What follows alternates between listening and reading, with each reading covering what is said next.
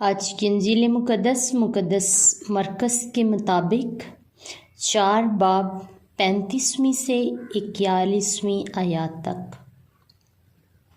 اور اسی دن جب شام ہوئی اس نے ان سے کہا، آؤ پار چلیں، اور وہ ہجوم کو رخصت کر کے اسے جس طرح کہ وہ کشتی پر تھا لے چلے، اور اس کے ساتھ اور بھی کشتیاں تھیں، اور بڑی آندھی چلی اور لہریں کشتی پر یہاں تک لگیں کہ کشتی پانی سے بھر چلی تھی، اور وہ پچھلی طرف گدی پر سو رہا تھا۔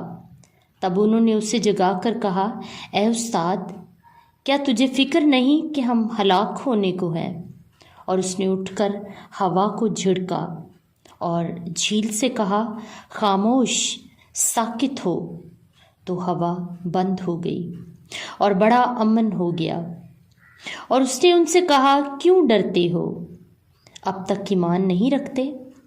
وہ نہایت ڈر گئے اور آپس میں کہنے لگے، یہ کون ہے کہ ہوا اور جھیل بھی اس کی اطاعت کرتے ہیں؟ پاک کلام کے پڑھے اور سنے جانے پر خداوند کی برکت ہو، خدا کا شکر ہو۔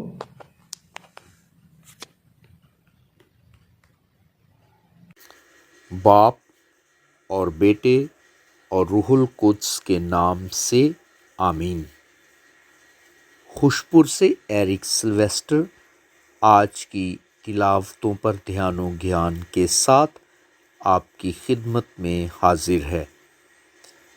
خداوند یسوع مسیح میں عزیز ایماندارو، آج ہم سال کے دوران 12ویں عام اتوار کی اقدس ماس میں شریک ہیں۔ آج کی تلاوتیں ہمیں اس بات پر غور و خوض کرنے کی دعوت دیتی ہیں کہ زندگی کے حالات میں خوف زدہ نہ ہوں، اپنے ایمان میں مضبوط رہیں، زندگی میں آنے والی مشکلات کا خندہ پیشانی سے مقابلہ کریں اور خداوند یسوع مسیح کو اپنی زندگی کا محور و مرکز بنائیں۔ خدا عظیم اور بالا تر ہے۔ اس دنیا کی قوتیں اس کی حشمت کے سامنے کوئی حیثیت نہیں رکھتیں۔ عزیز مومنین، آج کی پہلی تلاوت ایوب کی کتاب سے لی گئی ہے۔ ایوب کی کتاب عہد نامہ عتیق میں حکمت کی 7 کتب میں سے پہلے نمبر پر ہے۔ اس کتاب میں ایوب کا تذکرہ ہے جو راست باز تھا، جس نے اپنی زندگی میں بے شمار مشکلات، مصائب اور تلخ تجربات کا سامنا کیا، تاہم پھر بھی صبر کا دامن نہ چھوڑا۔ یہ ڈرامائی کتاب ہمیں سکھاتی ہے کہ اس دنیا میں دکھ، مصائب اور بیماریاں راست باز لوگوں کی زندگی کا بکھرا ہیں، اور دکھوں میں کس طرح خدا کے وفادار رہنا ہے۔ جب انسان ہر طرح کے حالات میں خدا کا وفادار رہتا ہے تو خدا بھی اسے اپنی برکات سے مالا مال کرتا ہے۔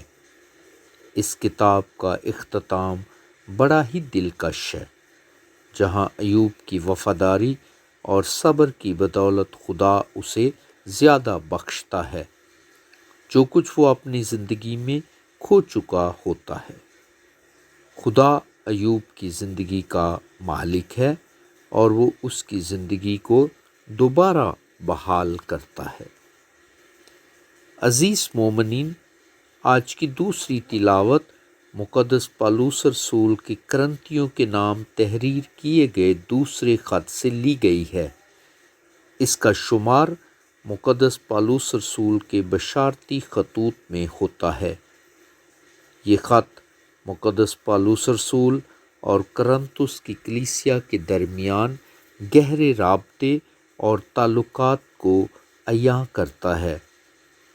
وہ ہمیں یہ درس دیتا ہے کہ مشکل اور آزمائش میں ایمان میں ثابت قدم رہیں اور خدا کی محبت کو کبھی بھی فراموش نہ کریں۔ خداوند یسوع مسیح دکھوں میں خدا باپ کا وفادار رہا، ہمیں بھی دکھوں میں خدا باپ کے وفادار رہنا ہے اور خدا اور پڑوسی کی محبت کو دلوں میں ہمیشہ زندہ رکھنا ہے۔ عزیز مومنین، آج کی پاک انجیل مقدس مرکس کے مطابق انجیل کے 4 باب سے لی گئی ہے۔ یہ انجیل اس وقت قلم بند کی گئی جب مسیحیوں کو سخت اظہار ثانیوں کا سامنا تھا تاکہ وہ ایمان میں مضبوط رہیں۔ آج کی پاک انجیل میں خداوند یسوع مسیح الہی قدرت کا استعمال کرتے ہوئے جھیل میں اٹھنے والے طوفان کو جھڑکتا اور حکم دیتا ہے کہ خاموش اور ساکت ہو۔ پاک انجیل کی روشنی میں چند باتوں پر غور و خوض کیا جا سکتا ہے۔ کشتی میں خداوند یسوع مسیح کا سونا اس کی انسانی فطرت کو عیاں کرتا ہے کہ وہ خدا ہونے کے ساتھ ساتھ انسان بھی ہے۔ ابتدائی مسیحی کشتی کو کلیسیا سے تشبیہ دیتے تھے۔ خداوند یسوع مسیح نے اس کشتی کے تحفظ کی ذمہ داری رسولوں کو دی اور اب ہمیں اس ذمہ داری کو نبھانا ہے کہ کلیسیا کو آگے لے کر بڑھیں، اور اگر آگے بڑھنے میں مشکلات آ جائیں تو خداوند یسوع مسیح کی مدد طلب کریں۔ عزیز مومنین، جس طرح خداوند یسوع مسیح نے اپنے شاگردوں سے کہا کہ ڈرو مت، آج ہمیں بھی یہی کہتا ہے کہ ڈرو مت۔ کلام مقدس میں 365 مرتبہ کہا گیا ہے کہ ڈرو مت۔ ایک سال میں 365 دن ہوتے ہیں۔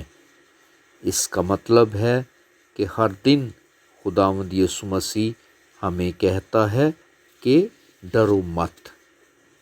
عزیز مومنین، ایوب کی شخصیت ہمارے لیے مشعل راہ ہے کہ آزمائش، مشکل اور بیماری کی حالت میں بھی صبر کا دامن نہ چھوڑیں اور خدا پر کامل توکل رکھیں۔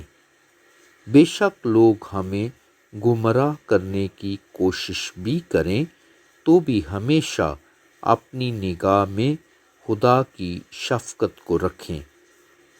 خداوند آج کے پاک کلام کے ذریعے سے ہماری زندگیوں کو بابرکت بنائے، مسیح خداوند کے وسیلے سے، آمین۔